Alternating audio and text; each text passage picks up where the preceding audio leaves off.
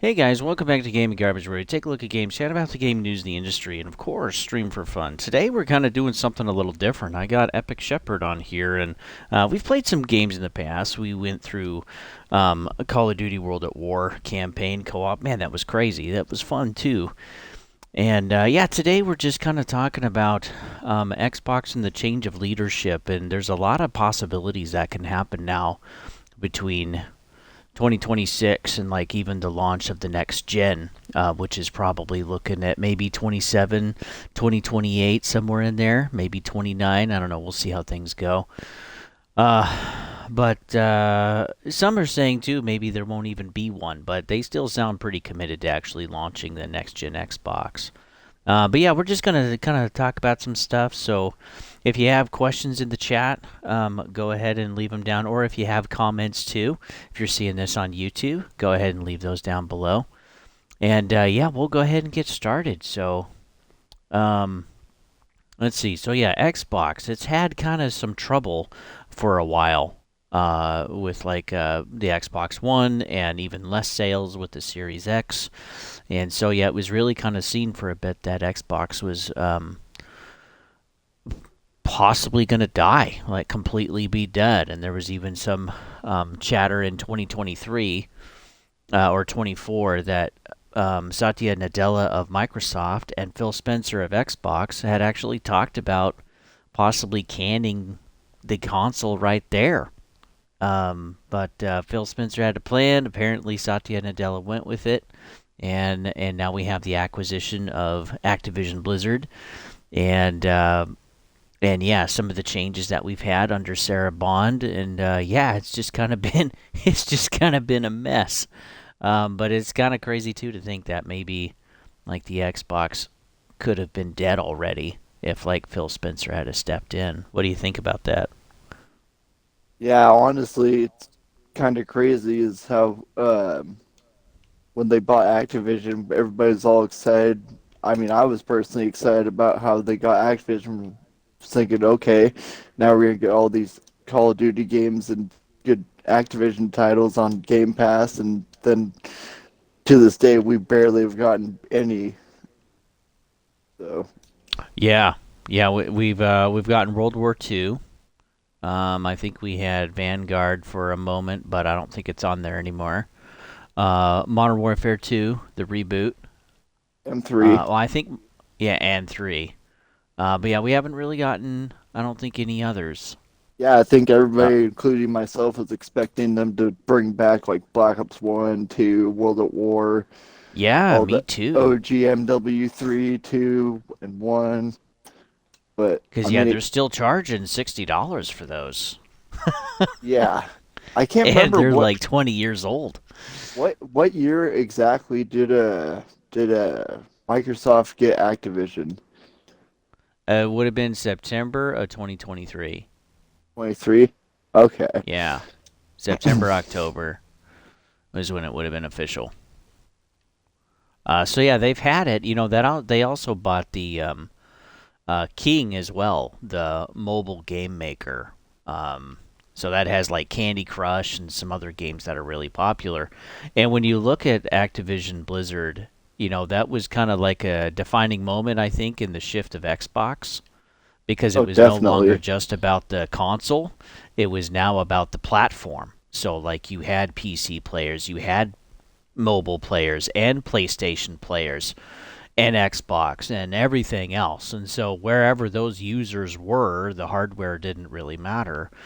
And then we continued to see kind of more going into Game Pass. Now, Game Pass had been around since I think 2016, 2017. It had been around for a while, but it didn't really hit its stride until like 2021, where I started actually hearing about it.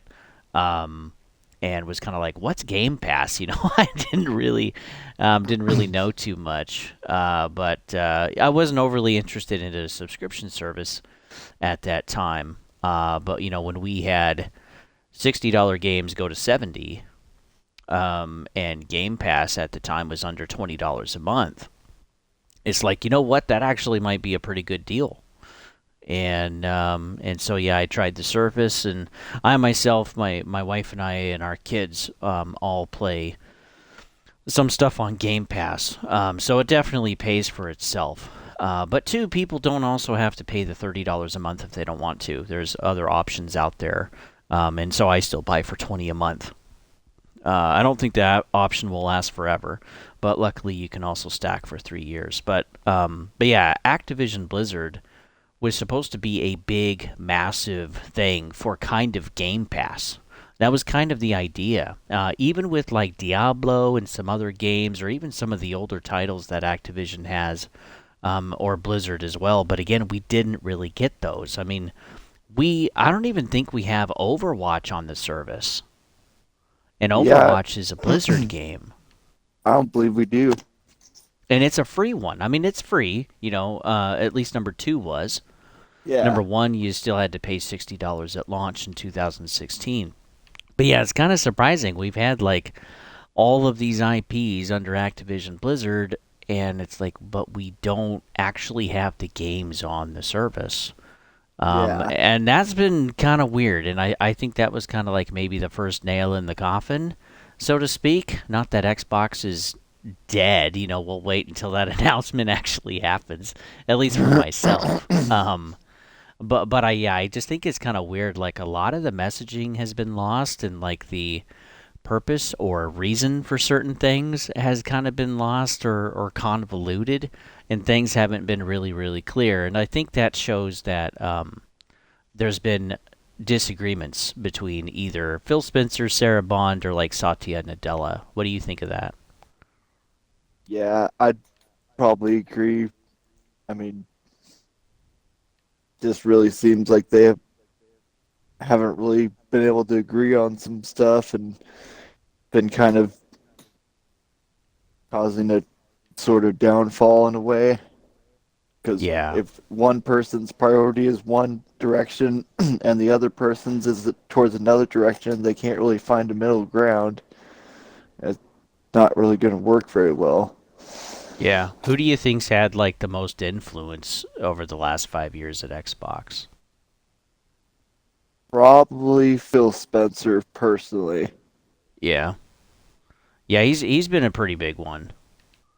But Um, also at the same time, I'd say like it'd be pretty close tie with like Sarah Bond. Like I couldn't really decide honestly between them, but if I had to, I'd choose Phil Spencer just because he's the one that we hear more about. Like when we hear about yeah, that's true. Microsoft and Xbox gaming.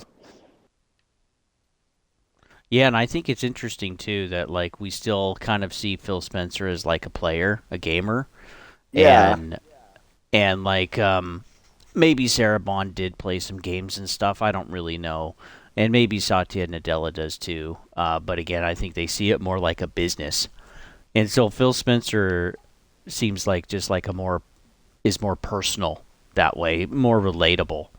yeah. Um, Like how and now, when he was oh, playing sorry. Fallout, was it Fallout 76, and people end up getting mad and like nuking his base or something.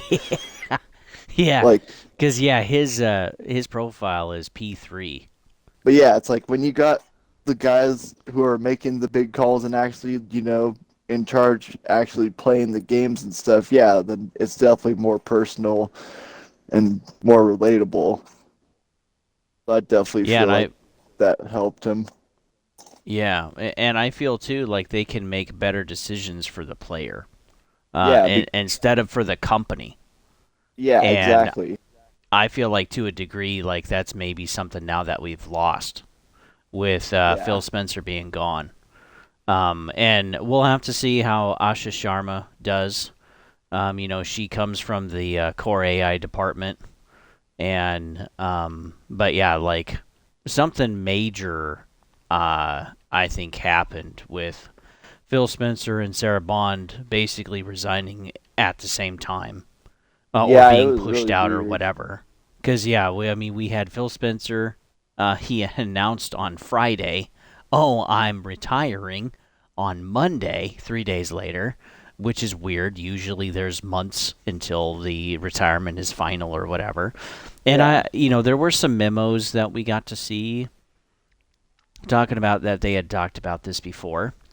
Probably not like this, because it just seemed really messy. And then Sarah Bond is just gone. She's just officially resigned same day. And then we're hearing about Asha Sharma, who we know Yeah, nothing about. Like, we don't even know she's a part of the company, right? yeah. It almost seemed like Sarah Bond knew something was happening, just wanted to get out of that dumpster fire while she could or something. Maybe Yeah. that's why Or, she or maybe just she got resigned. skipped.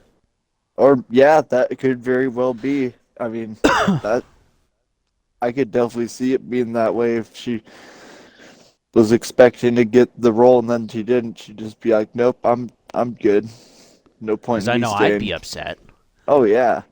Yeah, I Well, would be pissed. I'd be like, I've spent, how many years since before COVID, I guess she'd actually been with the company. She got yeah. bigger or more in the spotlight after. So yeah, it seems like they were kind of like getting her ready for that position because we already knew Phil was old, right? I mean, he'd almost been Yeah. 40 years in the company when he's officially retiring. But we thought, maybe after the next gen Xbox comes out, or some of these other big games, or whatever, and usually too, the successor is announced, and then the transition happens, and then the guy announces his retire or gal announces his retirement, and then it's smooth, right? It's a nice smooth transition. Everybody knows what's happening. Yeah, it's There's all no planned. surprises. Yeah, but this didn't happen this time. So I'm really curious what happened and exactly if that's ever going to come out. And then I think too the thing that's interesting is that while Matt Booty got promoted, and I found out he got promoted not by Satya Nadella, but actually by Asha Sharma herself. As soon as she was in the position, she promoted him to content officer. And the thing that I think's interesting is she's the head of Microsoft Gaming, but there is no head of Xbox Gaming. That's removed Hmm. now. And that was Sarah Bond's job. So I kind of feel like, in a way, while Matt Booty and Asha Sharma are working in tandem, Asha Sharma is definitely above content officer, who's in control of studios and games. And she's over like the entire gaming thing, but like there's no one to kind of like cooperate with her like Sarah Bond was for Phil Spencer. And yeah, she's now going to run everything. So that's a lot on her plate. It's kind of like taking two jobs into one. But she's got quite the rap sheet too. But yeah, before I move on, yeah, what do you think of that? Do you think she kind of maybe has both of the positions, and they just didn't, or maybe they still plan to fill it? I don't know. I'm just kind of throwing that out in the air. My guess is they're probably just gonna dump it with their AI and just have the AI take over it. Oh yeah, there you go. No, that's Because an excellent point. that's the huge thing why I think that the uh one reason she was hired was just because of the AI stuff. Yeah, yeah. Let's dig into that a little bit. They're Um, just pushing and pushing and pushing the AI, and it's just been, they and are. it's it's like it's ridiculous at this point because uh, Yeah, Satya Nadella has pushed that really hard. They've seen really good growth in their consumer and like corporate, or like their business and corporate products and stuff. Um, Listening to their earnings calls, it's crazy. Like, even doubling their capacity, it's still not enough to keep up. Like, year over jeez. year. Like, it's really kind of insane. But two, I think while a lot of companies are uh, using those products, um, like Azure and like a pro version of Copilot and all of this other stuff, I think they're going to hit saturation more quickly.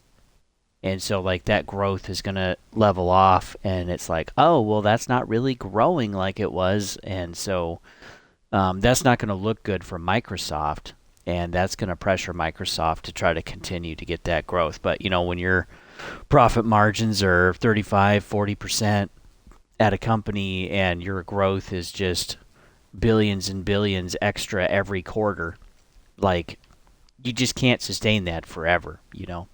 Yeah, And that's definitely going to be painful. But yeah, a lot of focus has been on AI, and Satya Nadella and everyone else wants the Xbox to be profitable, and getting rid of employees is a way to do that if you can do it well enough with AI and stuff. So I think that's kind of an issue too, because it's not just like people are just the labor, like they're the creative spark that makes these games. yeah. There's a little heart and soul to the whole passion behind. Like this is why you can go 30 years ago and play a game and compare it to a game that was made 5 years ago, and you can see the passion that the people put their time and effort into, because even though they didn't have much equipment or much technology to work with, they used it to the max ability that they could. But nowadays we're just trying to cheat code our way with upscalers and cheat code our way with AI so we can make it cheaper and cheaper for corporations, acting like they Yeah. need to be pinching pennies when it's like, yeah, you're a $1 billion corporation and you're going to be telling me that you need to pinch pennies? Like, okay. Yeah, Keep keep inflation increasing your sucks. keep increasing your Xboxes and all the other stuff and see where that gets you, cuz when we can't afford our rent and our food and our car repairs and just basic cost of living, then hell no, we're not going to be able to spend $650 on an Xbox Series X for with one with disk drive. That's insane. Yeah, it is I bought insane. mine for $350 on Black Friday in 2023. I believe there's two left at the Walmart. Me and my nephew both got one, but ever since then, I've just seen them go up and up and up. It's just insane. Yeah, even in the used market too. They're all over Oh like yeah, $400 now, yeah. or I'm or seeing them like five. 500. Yeah, the Wow, special dude. edition Yeah. ones, the Halo ones. I've Mm-hmm. seen those go around like 550, 600. It really depends. Those ones I have seen gone up like to 1,000. Wow, that's Yeah, crazy. And but to yeah, be the thing that fair, sucks. Oh, sorry. oh, I was just gonna say, to be fair, it's the only special edition console or Series X they actually made that was available to buy, not just something you had to get from a stupid contest. So Mm-hmm. makes sense Yeah, why they it's did so have a lot much. of those. Yeah, Yeah. that's a downfall of this series generation as well. No limited edition consoles, just all these stupid contests with like one or two winners. It's like I Yeah. miss even the Xbox One, the Xbox One OG, the S and the X. All of them had great collaborations and limited edition consoles, and then they're just like, nope, we're gonna stop when the Series X came out for whatever reason. Yeah. Made Well, me probably sad. to save cost. Oh yeah, most definitely, but Just make it as streamlined as possible. And I feel like a lot of companies are doing that. I mean, it's not just Xbox. I mean, I think of maybe a surprising one for those listening is the Switch 2. Uh, yeah, we found out that the LCD screen is worse than the Switch 1. The Switch 2 Joy-Cons are exactly the same joysticks, and so they'll wear out in months and still have problems. Luckily, Nintendo, last I heard, is still warranting those. So yeah, if you do have an issue, check with them right away because the 1 year anniversary is coming up for release, which is the beginning of June. So, but yeah, it's getting ridiculous on how cheap some of this stuff is, and to the cost of everything of the services or yeah, like the Switch 2 being $450. Like I don't think anybody was waiting for that. I think too of dude, that's the insane. yeah, the PlayStation 5 Pro with an extra 2 gigs of RAM and like double the hard drive space and an upscaler, PSSR, but it's $700. And that was before the price hike. Now it's 750. So yeah, they all raised their console prices, at least in the United States, an extra 50. And then how much is the Switch 2 OLED gonna be? Is that gonna be 550 or $600 for an OLED screen? I mean, where does it stop? And I'm thinking too of like also the Steam machine. hmm That thing's gonna be like 900, $1,000. Or the next gen Xbox is rumored to be like $1,000 to $1,500. It's just like that's Yeah, insane. it's I'll go build a crazy. PC with used parts better than that thing. Yeah. Well, I was just talking to a buddy too last night. He is in the PC world pretty heavy now, and he's like to to build exactly what I bought just 2 years ago. It would cost me an extra almost $2,000. And I was Wow. like, "Are you serious, dude?" He's like, "Yeah." He's like, my console or his PC when he bought it was just under 2 grand, and he said now it would cost roughly almost four. Like it literally almost doubled in price because of the RAM Wow. and the SSD and the GPU and just all of those other peripherals. And he's like, even the monitors and the mice and the keyboards, they've all gone up too. And yeah, I mean, even looking at Xbox, PlayStation, or Nintendo, all of the controllers have gone up. All of the headsets have gone up. Yep. It's Headset is like it's $120 for an Xbox One, I believe, yeah, for the it's wireless official one. wild. The cheapest Controllers are controller I think you can get are 65, and they yeah. go up from there. And PlayStations are, I think, like 75 or 80 now for a basic one, Yeah. and then the Joy-Con 2s, they're $100. Yeah, it's crazy, and then they're still using the same joysticks and the same little like, crappy pads. Like the quality hasn't gone up, right? Just the price. It's probably, if anything, gotten worse because they found out they Yeah, use cheaper yeah, plastic and cheaper materials yeah, and anything to save a buck. or a So yeah, penny. it's just gotten crazy. Like the games industry just doesn't feel sustainable, really on No. any level. But bringing it back to Xbox, like I'm gonna miss Phil Spencer. Uh, Damn. while I didn't agree with everything that he did, I don't think all of them were his decisions either. Satya Nadella has really kind of, I feel like, taken over the Xbox side because it has to make money or make more money, like all the other departments at Microsoft. Mhm. Um, but like, I wonder what Asha Sharma's gonna do. Just for those of you that don't know, let me just go through her rap sheet real quick with where she's been. She doesn't stay at any one place for very long. Um, but from 2000, uh, let's see, from 2011, her first job was actually Microsoft on the marketing team, and then she was at a startup called Porch, which was a Porch Group. It was about insurance, and she helped that startup for a few years. And she also became a board member until 2022. In 2017, I want to say, yeah, I think it was 17, she went and worked for Meta, which she was the vice president of products and services, basically. And there was a lot of AI stuff incorporated in that.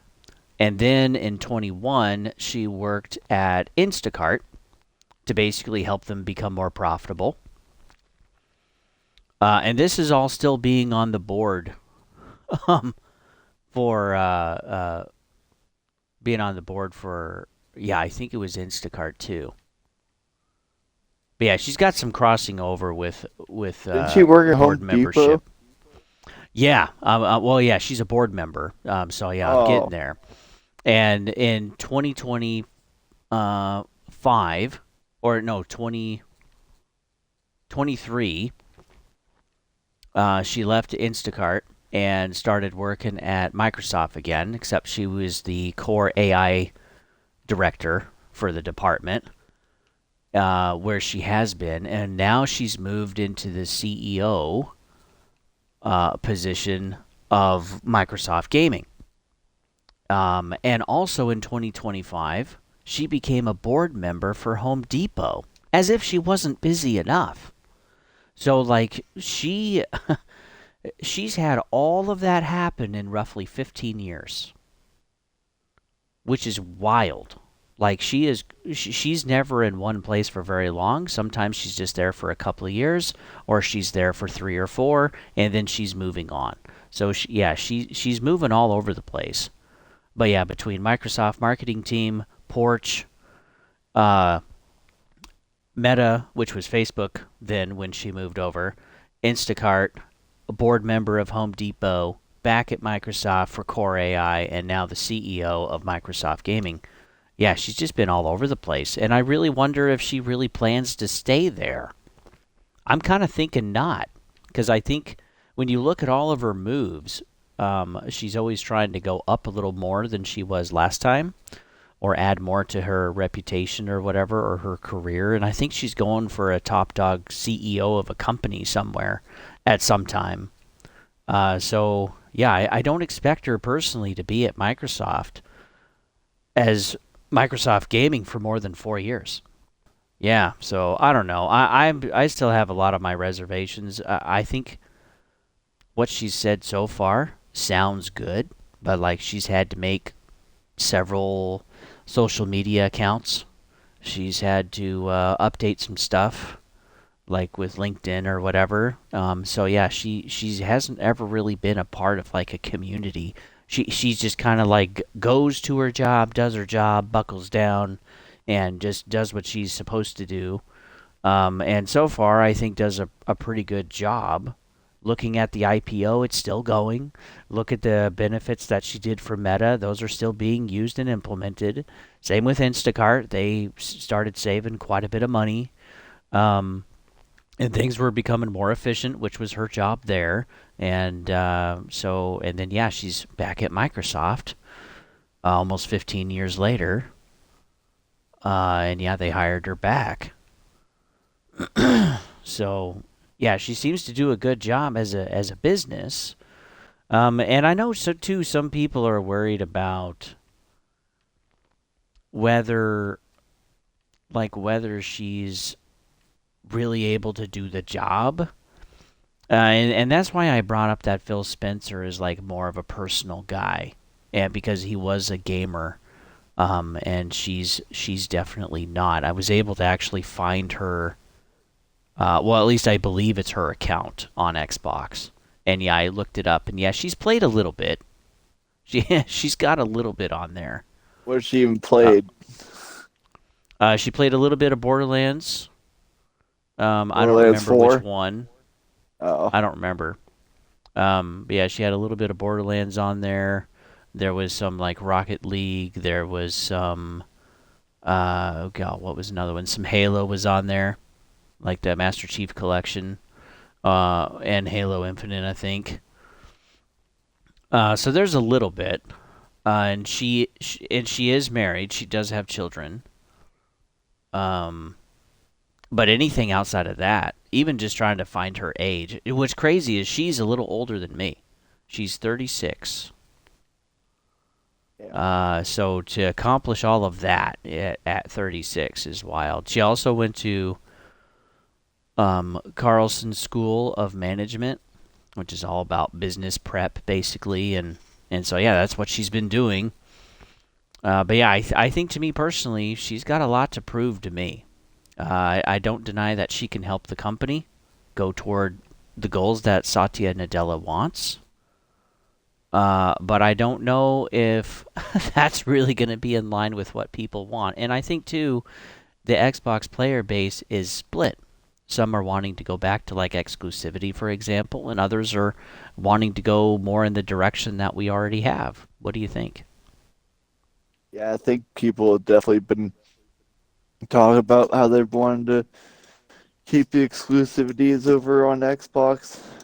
I'm wondering if they're just maybe just because they're missing how it used to be with the old school days, like not just because of the game being exclusive. I don't know, maybe just missing the time, not just the game being Mm, exclusive only.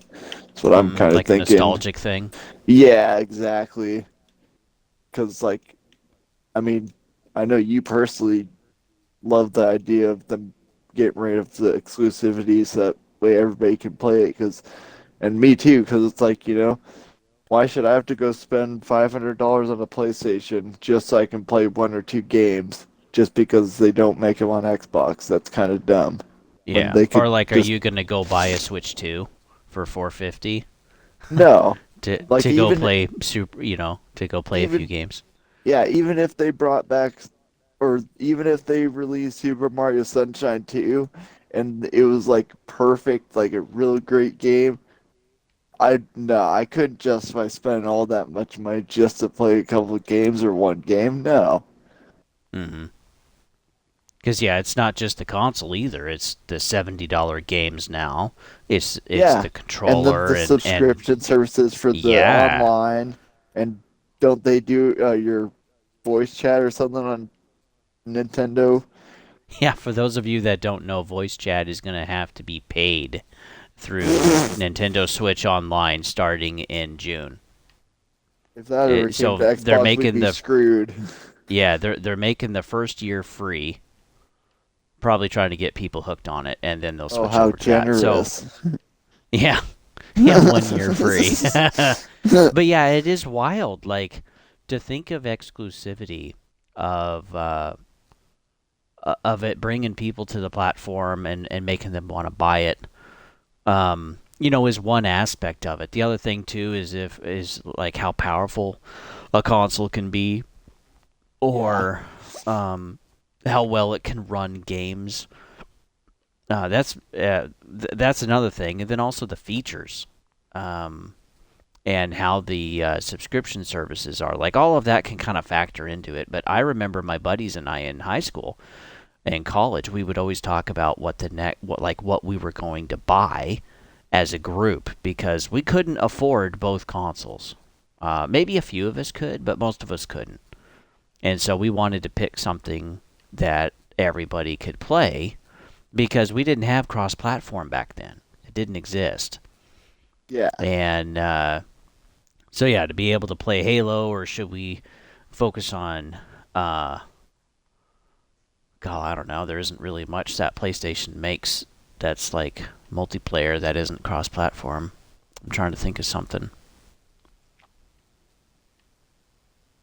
Yeah, it's kind of a hard one. Yeah, I can't think of any either.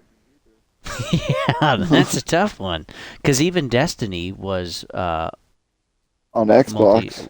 Yeah, yeah, and that was a Bungie thing. Well, I think PlayStation players could play that too, right? But we just didn't have cross-platform. Yeah, pretty Yeah, sure.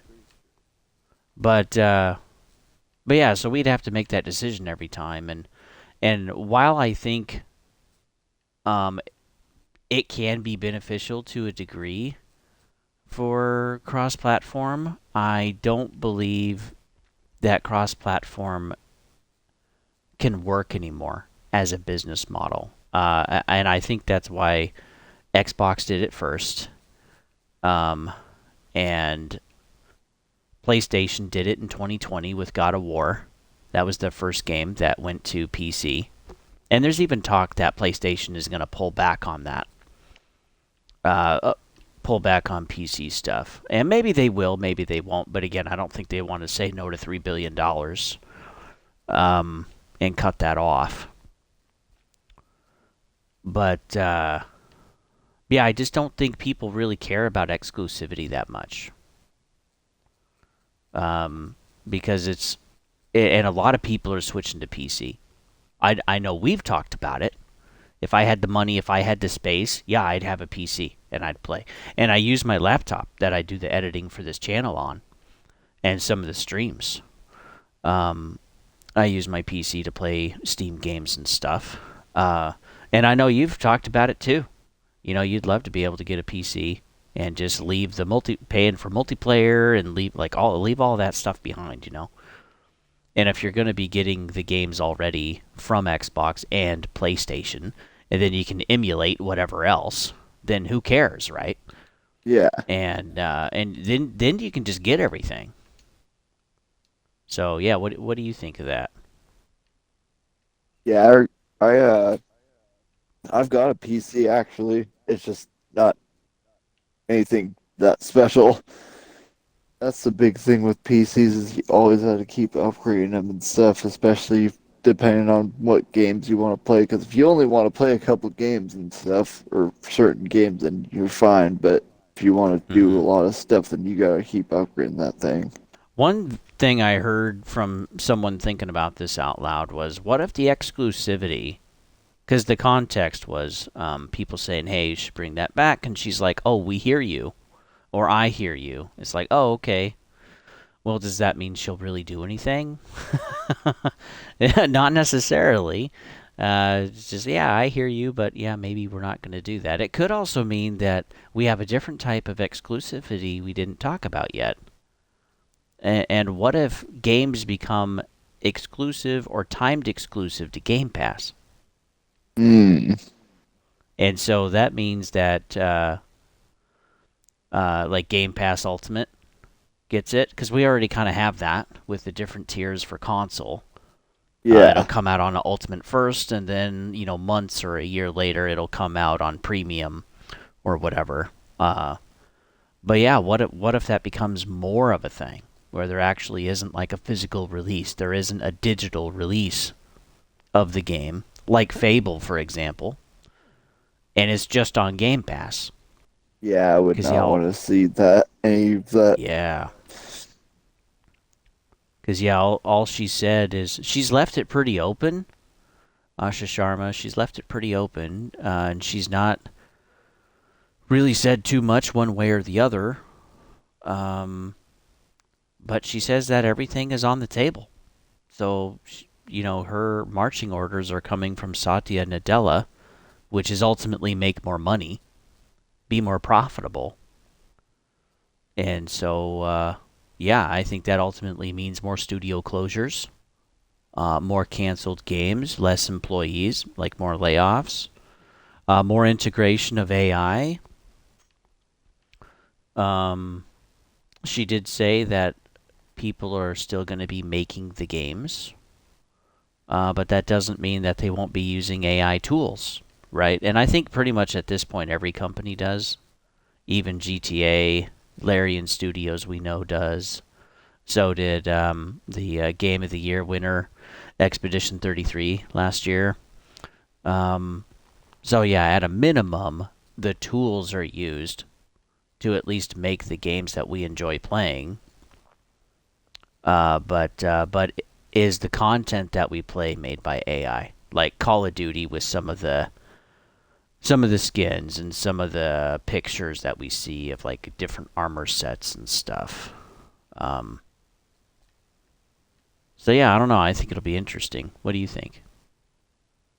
Yeah, I don't know. I think they're just gonna go completely overboard with AI and think, oh, AI is gonna be our solution to profit, profit, profit, and then they're gonna realize, oh, this isn't gonna work out. They're gonna hit a brick wall, Yeah, and then they're gonna be like, okay, what the fuck do we do now? Because we don't have any people. We fired them all. We've closed down our studios. We've shut every game down. We've literally pretty much just imploded our own company, all because we wanted to be selfish about making profit, profit, profit right now instead of yeah, making it steady and over time. Not like over time, but you know what I mean. Like yeah. I Like think they not just thinking need to long term, just short term. exactly. It's just yeah, I'm really honestly just scared about the AI because the AI, the whole reason I think me included that people don't like AI is because it just makes it where people get lazier. They're charging us more money, and then they're not even giving us half the effort that's been put into these older games that we paid less for that Mm-hmm. didn't have a bunch of bugs and glitches and stuff when they came out. They were just, Yeah, you know, they worked. You didn't, they did. They worked yeah. amazing. you had all the information on the disk. It wasn't just like, oh, I own 50% of the data on my disk, but 50% of it is on the internet or whatever. Or I paid for a license, like on Yeah, Steam. yeah, exactly. Yeah, because yeah, AI is just making them get too lazy. Is the whole problem. I'd say personally, it's like Yeah. AI could be a good tool, like used correctly, but when you're just using it to cheat code your way through instead of using it to actually help make the product better. hmm Yeah, I totally agree. I think there can be a use case for everything, but I think it's how you use it. Because if you're like a video game is an art form, right? The Hmm. music and lighting and art direction and the game design and mechanics, all of that comes together to create an immersive experience, something that you feel that you can engage with on an emotional level. And Yeah, that's what we remember with the older CODs and Halo and I don't know, any Tony older Hawk, Pro game, Skater. yeah, Yeah, a ton of them. Just Cause 3. Like, there's just levels of immersion there. And even seeing it as I play, like, Just Cause 3 now, off and on, or like the old Mud Runner game or whatever, and it's just like, yow, they just thought of a ton of stuff that we don't even see today. Like it's not even close. And today, a lot of the feeling feels like it's out of AAA, and it just looks good. The Michael Bay kind of explosions and oh wow, ooh yay, fireworks kind of a deal, but it's like there's nothing there to really attach to the story. There's no characters. Like we will never have another Captain Price. We'll never have another God of War. Sly Cooper and Spyro, they'll never be a thing. Master Chief will never have another Master Chief or Wolfenstein or whatever. And these are IPs that are old, right? They're like minimum 20 years old. mhm, And they have to keep going back and remaking and remastering these things. Even with Resident Evil Requiem, Leon is still in the game, even though he's like freaking 50 or 60 years old as a character. But they keep using him because they know that he sells. And the yeah. it's like the newer studios and people working on these games. I think publishers get in the way too. But like they can't create the characters and stories like they did.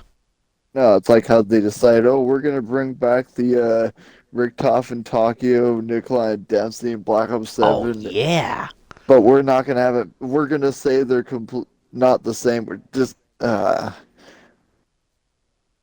they used to have a good And story with that game, and then they just ruined it. And then now they're they trying to did. tie Modern Warfare 3 zombies with this Black Ops 7. It's just, ugh.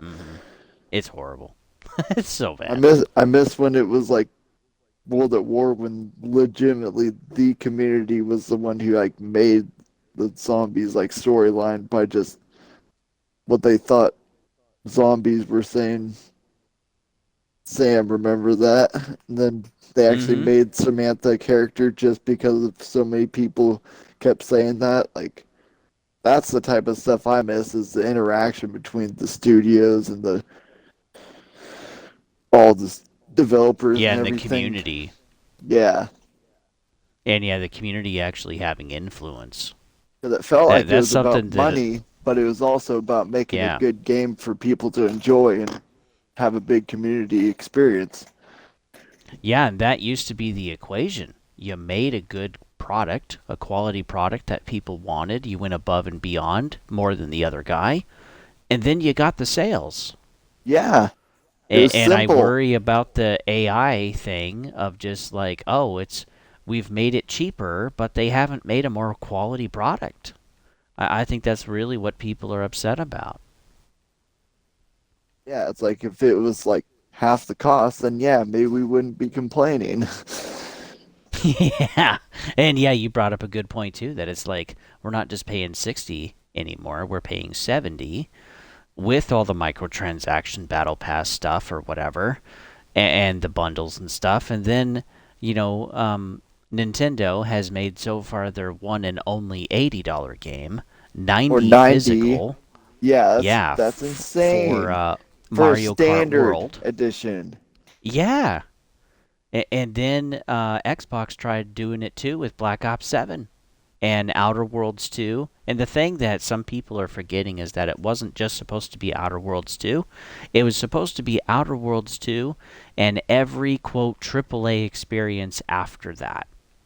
Yeah, I So remember Fable that. and Forza 6 and Black Ops 7 and all of these other games.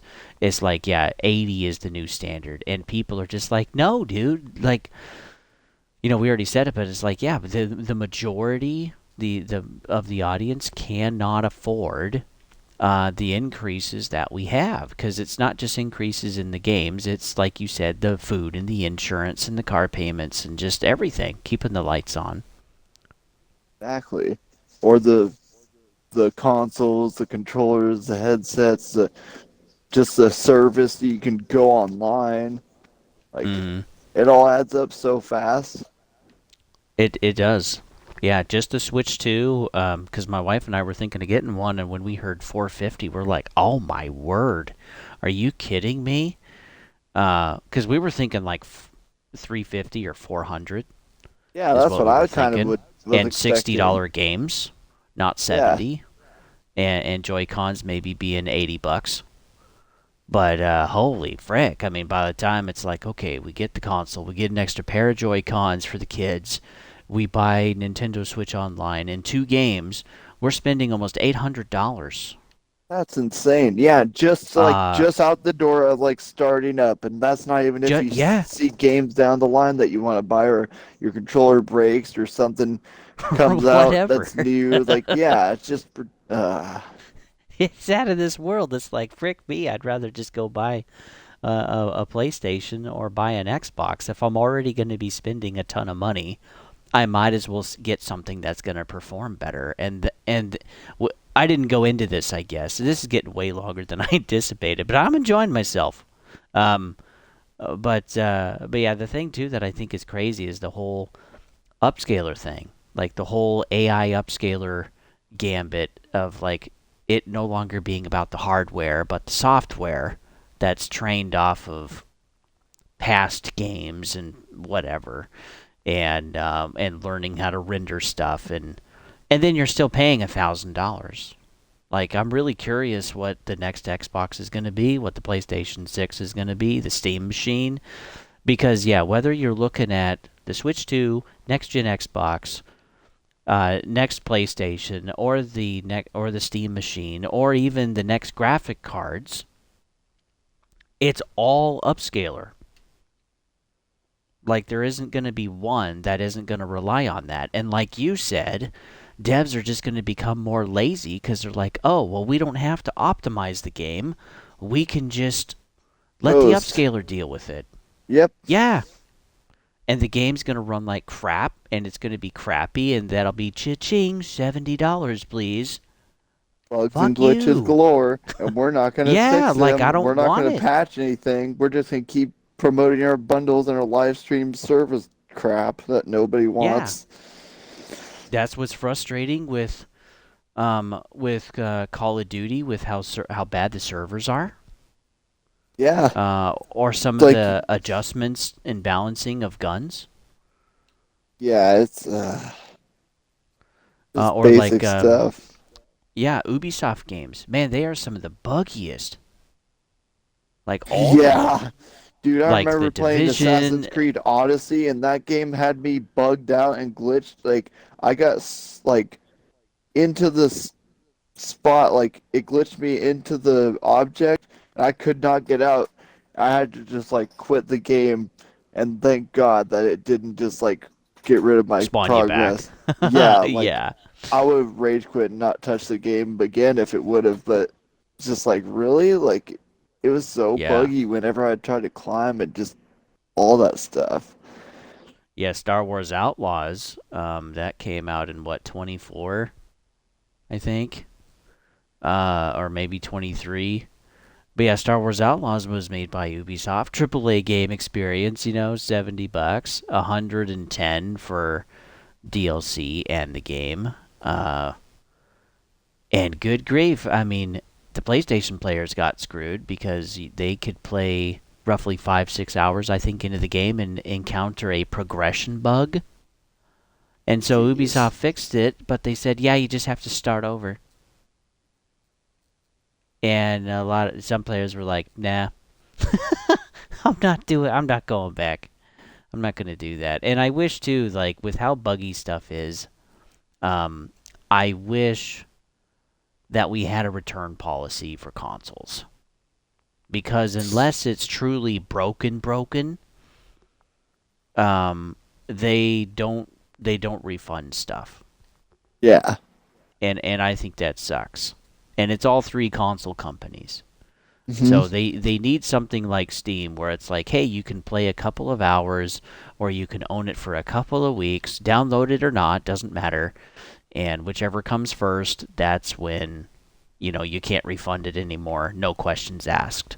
But yeah, there needs to be some accountability there. And I think that's something that Asha Sharma is really gonna feel as through the rest of this year is that there's going to be a level of accountability from the consumers that I don't think she's ever felt before because she's Yeah. doing something that's so personal, that is so loved by billions of players out there in the world. Because yeah, when you include all the platforms, including mobile, I guess, but yeah, there's like 3.6 billion accounts out there for games, which is crazy. Of course, some of those are the same person having multiple accounts on different platforms, but even if you just cut that in half, we're looking at 1.7 billion people that play video games. And yeah, that's a ton. So yeah, I think she's going to have some accountability. She's starting strong. I mean, but yeah, and they've done an interview already, which is good. Some people are excited about it. Some people feel good. But yeah, for me, it's just talk so far. I haven't seen any action. And we'll continue, I think, to see kind of the legacy of Phil Spencer and Sarah Bond for a couple more years into 2028. But like by 2029, it's definitely going to be Matt Booty as content officer and Asha Sharma as Microsoft Gaming. So, yeah. Yeah. I don't know. Did you have anything more to add or anything else you wanted to chat about? Not really that I could think of on off the top of my head. Okay, yeah, but I think we can both agree that gaming just seems really screwed right now. Yeah. And it's frustrating to see the quality of the games. It's frustrating to see IPs that still won't come back, still won't be tried by these publishers, whether it's Sony or Xbox or Ubisoft or EA or whatever. Yeah. Um, and then yeah, just the cost of it all. Um, I'm gonna go for the next gen Xbox. I know of some people that are gonna go for the Steam machine, and then I know some that are gonna go to PlayStation 6. But like, I don't really hear about Nintendo anymore. Um, and those consoles are always in the cabinet at the store. It doesn't matter if it's Walmart, Fred Meyer, Target, Best Buy. They're all still there. Like those Switch 2s aren't really moving that much. So they've had a good start, but I think they got a real problem actually selling consoles. They thought that they would sell 25 million by next month, and they've sold about 18 million. So they're about 7 million short from what they were thinking. Uh, Yeah. and they might have to raise prices anyway because the cost of RAM and SSD and all of that other stuff, it's still going up in price. It's not coming down, and that's why the Steam Machine 2 I think had to be delayed on announcing it because they first said early 2026. Well, that's like the first 3 months of the year, in my opinion, and now it's going to be like May or June when we're probably going to see that, and we're at the end of February, and we still haven't heard anything on the Steam Machine. Uh, So yeah, I think a lot of people that can, they'll just stick with what they have, and they're not going to upgrade. They're not going to try to improve it or whatever, because games will still be made for older hardware for years to come with the next gen. And I don't think people are really going to move that much. I am, because I'm afraid that the cost is going to go up. And if the cost goes insane, uh, or continues to go insane, let's say, then I already bought my console that I can sit on for a decade, and I'm not going to be too worried about it. Uh, but for those that have like an Xbox One or a PlayStation 4, are are they going to upgrade? I think they will, but I think they'll go to PC. Because if they already got to spend a ton of money, why not just go PC then? And Plus, you can have use a more PC for freedom and other stuff. stuff. Yeah, Oh yeah, exactly. yeah. You have more freedom to do that, and I think accessibility is going to be the defining thing for the next generation of gaming, going into the 2030s and stuff. I think people are tired of the restrictions and the walled gardens and stuff, and it's like, man, why are we paying this? Because I know several people that are younger than you and I, and they're just like, yep, PC baby. Like, they're not looking back, Yeah. and they'll never buy another console again. So yeah, everything that's going on, I think it's helping PC a ton. So they'll still Yeah. sell components, and Steam will be happy, right? Everybody on PC pretty much has a Steam account. There's like 180 million users or something crazy. Yeah. Uh, but yeah, I don't know. It's going to be interesting watching. So, well, hey, thanks for being a part of this. I really appreciate it. Yeah, Even no if we just get problem. a few views, I don't care. I like having someone to chat with about this stuff, because I think it's interesting, and we're kind of going through like a historical time period in gaming Yeah. right now. Um, and yeah, we'll see where it goes. So yeah, thanks for tuning in, Epic Shepherd. And anyway, thanks for tuning in, folks. You can always follow me over at Gaming Garbage 22. And if you enjoy the content, go ahead and like, sub, all that jazz, and share the content too. I really appreciate that. And and then, yeah, if you wish, you can follow me over at Twitch when I can play games. Lately, it's been kind of difficult, but I'll be there. And yeah, just leave the notification on, and you can see if I'm streaming or not. I still am doing Dead Space. It's just been really busy. The last month, haven't been able to do that. But thank you guys too for voting.